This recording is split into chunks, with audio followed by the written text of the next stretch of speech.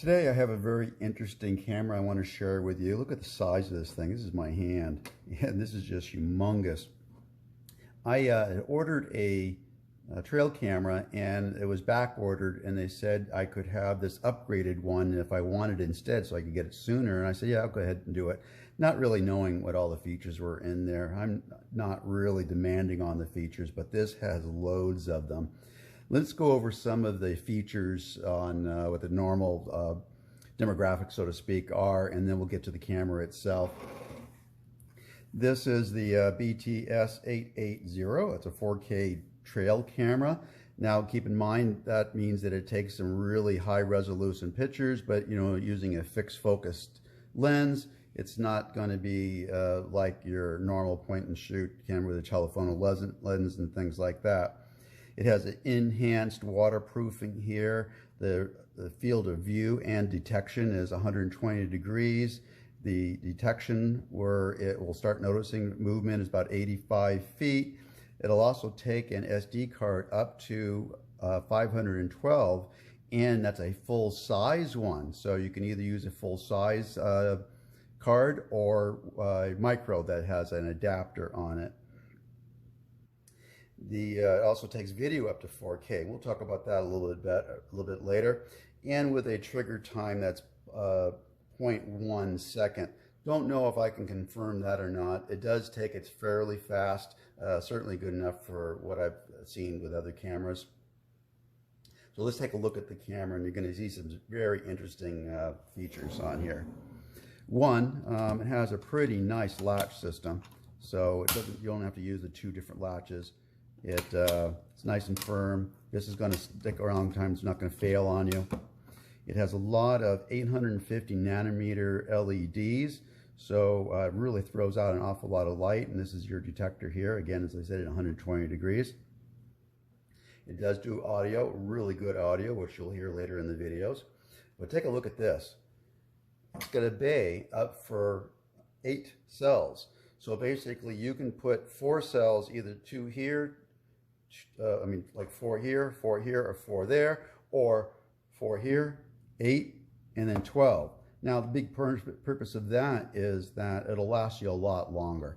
And so if it's going to be out in the field, or you're going to be taking a lot of photos, or you're going to be doing time lapse, things that really puts a big demand on the camera, you can do that right here. What it also does, because you have a 6 to 12 volt available to you here for external, is what you can do also, which I have done, few people do too, is you can use either a 2 or 3 cell LiPo with no other circuitry. This kind of mimics a 12 volt cell, and this kind of mimics a 6 volt cell. Now, you got to be careful to check your voltages on a regular basis, because if these fall to about 3 volts per cell, you may have killed your batteries. Nothing will happen to this, but these batteries may be toasted, and they're not cheap, as you know. What I end up doing, and I've said in other videos, is I actually have a circuitry that's in here, and a lot of times I'll use a bigger battery and lower the current down to whatever the unit will take, and it's a little bit more reliable. You get the typical straps and a USB connector here, pretty robust tree mount on here, which is pretty nice, using a little Allen wrench. So this is pretty robust. One of the things that I'm thinking about it is when you're taking your film or your videos out to put into your computer, basically what you're going to do is you just plug that right in here. Nothing's going to happen, or the other end to the computer, of course. What you do is you just beep this to test and back again, and that activates it, and then you'll be able to download and or view your videos on there. If you just plug it in and into the computer, nothing happens. So just open it and close it. Good idea to go ahead and do that right at that particular time, so you don't leave it in the test mode and forget and have it sit there for hours, maybe burning down batteries and all that kind of stuff. One of the things that I really like is these nice big buttons that are on here, and they really work. The screen is really nice. Show you there, and you can put it right into the menu on here. And this has some amazing modes. This one is really kind of cool. Whoops, let me get it back up here. So I have to put it. Okay. Now you can do motion detection, which you're familiar with. or time lapse normal. And that's where you just take a bunch of pictures and then your computer can merge them all together. Or time lapse video. You can take videos of any length and then merge them all together. So you can have, say, for 10 seconds. So you see, you check out a little motion, not just basically something that just happens at that occurrence. You give it maybe 10 seconds to see what's going on, or longer. Longer videos, of course, you're going to eat up your batteries. Now, this is something that I have not seen in other cameras. One, the fact that you can do time lapse with videos, but you can do it at night also. In other words, this will actually take the video at night with time lapse. Oftentimes they won't do that because it just eats up the batteries. Maybe because this has all this extra capacity here, it will do it. And I did test it, it does it.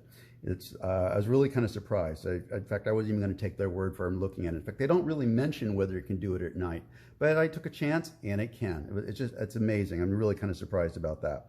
So basically, so now we're just in that. Then you have your selection as to what you want to do. You want to do photo, video, or photo and video.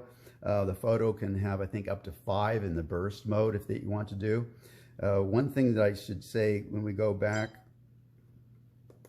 to the video or the photo mode in this is that you get to have photos all the way down to 1 megapixel. So you don't have to have a gigantic megapixel because you're not looking for high resolution. You're just kind of looking for a nice film project or something. But you have a lot of flexibility. And I'll put this in the video here. We're just talking about it right now to go in one ear and out the other because I won't remember as I'm saying it. So anyway, let's get back to here. And so then we have the photo resolution. You have many different resolutions that I'll put here in the video here. Notice that when you get up to the higher ones, say like 32 megapixels, you get a little bit more dependent on the shutter speed.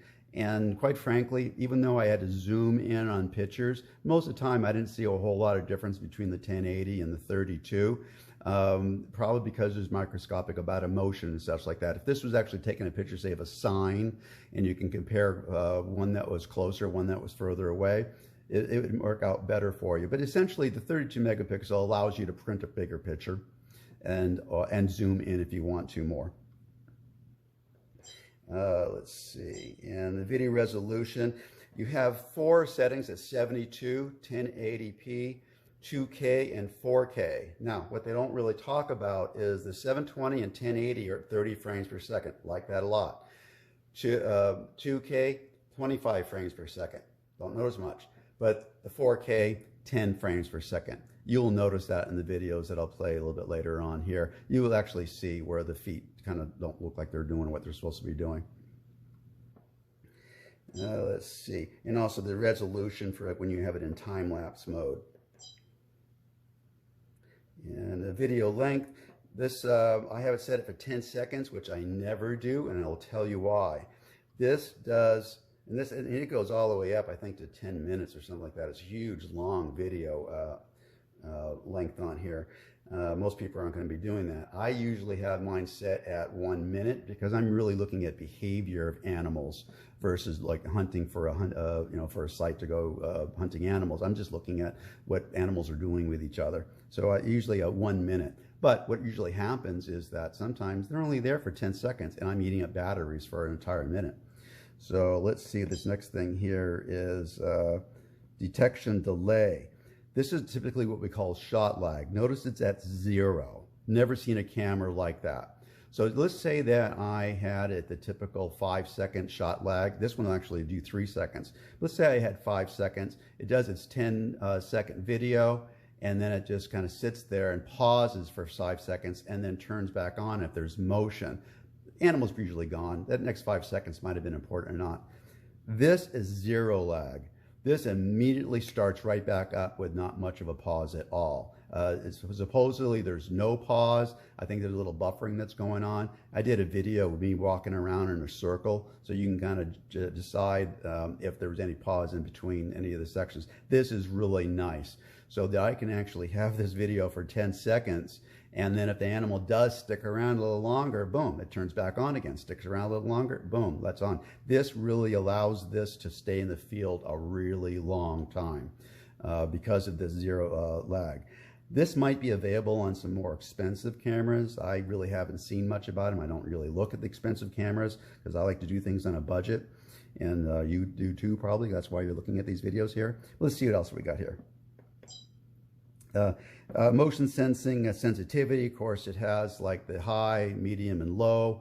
High would be like if you're inside a house when there's nothing else moving ever at all, and so any type of movement it'll detect. Medium is for what you normally do anytime out in the woods. If you're in an area that has some trees moving and things like that, and you really kind of want to ignore some of that stuff, then you put it in the low. I usually find it in the middle. I think that's where most people will do it. But if you're using this for surveillance inside your house, you probably want to set it for high. And loop recording. You might be familiar with dash cams, and typically what happens is you don't really look at the video that's on your dash cam until something happens, and that might not be for 6 months. So, you know, a week worth of driving might be one card, and what this does is records, and then when it gets to the end of it, it goes back again and starts recording over the old video, and it does it again, it records over the old video and does it again. This can do the same thing. So if you put this out in the field, and you are just kind of interested in the last thing it recorded, you know, like the hour before you got there or something like that, you use loop recording. Otherwise, it's going to erase everything that happened before that time. And target, well, they basically can set the camera to turn on and turn off at different times. And photo stamp has all the basic information that's on there, you know, time, weather, and all that kind of stuff. I don't like using those because I make videos of wildlife and I don't want it to look like a trail camera. A lot of this information you can find in the metadata and the properties of the actual video itself too, so I can get to that information. I don't really need to have it on the screen. I find it distracting, but a lot of people like it. And you can put the name of the camera on there and some other things to personalize it if you want to also. And password protection, so if you get this out in the field, you don't want anybody stealing and getting use of it. And of course, you can turn the beeps on and off, and the camera name, as I mentioned before, and the time and date, many different formats that you can put on there. And the language, the different language show you in the book. And format the memory card, which they recommend each time you put the card in, or especially if you use it in another camera in the meantime. And reset all the settings. So if you really goofed it up, want to start from scratch, there you go. And then the version information, and of course some information for after-sales servicing. So let's get into some of the samples that we talked about earlier.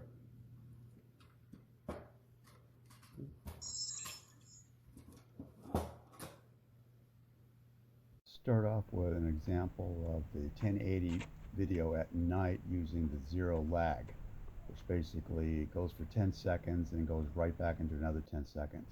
Now we're seeing a little bit of jumping here, primarily because when it switches from one video to the other, I am going directly toward the detector or away from the detector. I think that if I was going across the detector, it would detect the motion much better, and we wouldn't see as much jumping. In this particular case, I just had it at 1080p at 10 seconds, and it just kept on recording and then stopped when I stopped. Here's an example of the same night. I just left it on. I wanted to kind of test it out. There's a little coyote, got detected, and it leaves the screen, and we don't see it again until it kind of comes back later. This is, as you can see from the timestamp, it's two separate encounters with a coyote. Next, we'll show what a 720 looks like. And I just approach the camera and shut it off and reset it next time. And next we go to 2K. And not seeing a whole lot of difference here. But do look at the 4K. Look at the feet. Yeah, you see that basically it's 10 frames per second. It's not the 30 it was for the 720. And here's some photos at the different resolutions. I put the actual resolutions on there because this is done at 180, and you get a little bit different resolution depending on what kind of recording that it's actually doing, either day and day night. But you can see the actual sizes here. And we go back to video, and 720, and here's 1080, and here's 2K. Now look at the 4K. 6, 7, 8. You see the feet aren't moving so great. Again, it's me getting an idea of the shot lag too, because I'm entering completely off screen. And these are just kind of showing, trying to actually turn around a bit so you can see the wording on a t-shirt, so it's easier to calculate it if you were to zoom in. And that's it. Please remember to subscribe and share this video to help disabled animals with donated wheelchairs.